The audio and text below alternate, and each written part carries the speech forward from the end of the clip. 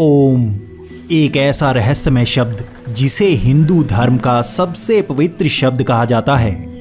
एक ऐसा शब्द जो हमारी आत्मा को परमात्मा से जोड़ सकता है। एक ऐसा शब्द जो हमारे मस्तिष्क के ज्ञान चक्षु खोल देता है।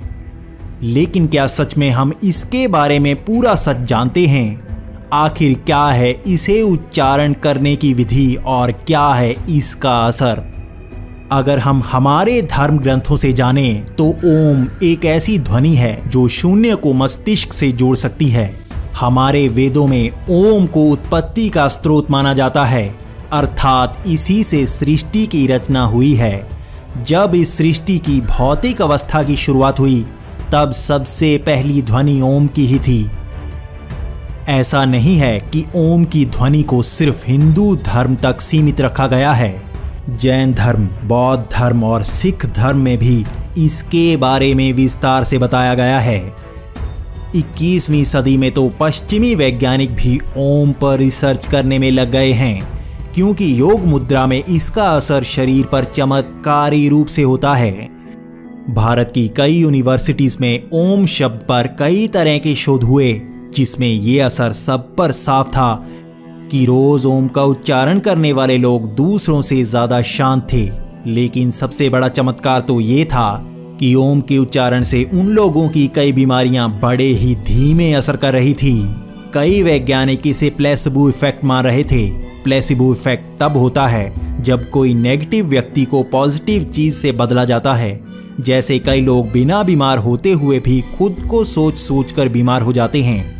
जब उन्हें सिर्फ साधारण चीनी की गोलियां देकर झूठ कहा जाता है कि ये एक मेडिसिन है, तो इससे वो पॉजिटिव होकर बीमारी को ठीक होने का दावा करने लगते हैं। क्या ये इफेक्ट भी ओम के इफेक्ट से समानता रखता है? यूनाइटेड स्टेट्स में भी कई जगह पर इस बात पर रिसर्च चल रही है कि क्या ओम की ध्वनि का असर शरीर पर पड़ता है। इसके लिए अलग अलग ध्वनि को ऊंची आवाज में बजाया जाता है। हर ध्वनि का असर शांत पड़े पानी पर अलग पड़ता नजर आता है। ओम की ध्वनि का असर पानी पर सबसे अलग पड़ता है। रिसर्चर्स खुद हैरान थे कि ओम की ध्वनि के चलने पर पानी पर ऐसी आकृति बनती है जो बिल्कुल हिंदू धर्म में बताए श्री यंत्र जैसी होती है। कोई और ध्वनि ऐसी आकृति नहीं बनाती थी। रिसर्चर्स ने खुद दावा भी किया कि ओम की ध्वनि चलने पर मस्तिष्क पर भी अलग ही असर पड़ता है और हो सकता है इसके उच्चारण से सबकॉन्शियस और अनकॉन्शियस माइंड पर असर पड़ता हो। अगर हम बात करें हमारे धर्म ग्रंथों की तो उसमें भी यही बताया गया है कि ओम की ध्वनि के उच्चारण से ही ईश्वर का ज्ञान पाया जा सकता है। लेकिन इसका सही उच्चारण करने पर ही यह असर पड़ता है। इसकी विधि हम आपको बताते हैं। धरती पर योग मुद्रा में बैठकर रीढ़ की हड्डी को सीधा करके ओम की ध्वनि को लंबा खींचते हुए उच्चारण करना होता है। इसका सही समय भी प्रातःकाल सूर्योदय के समय ही होता है। तभी हमारा मस्तिष्क शांत और स्थिर होता है।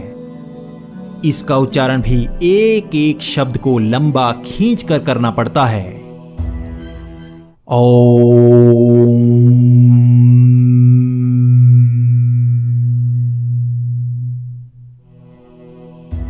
आप भी इसे एक बार आजमा कर देख सकते हैं और इसका असर आप पर क्या पड़ता है हमें कमेंट्स में बताएं। इसी के साथ ऐसा ही धार्मिक ज्ञान पाने के लिए हमारा चैनल सब्सक्राइब करना ना भूलें।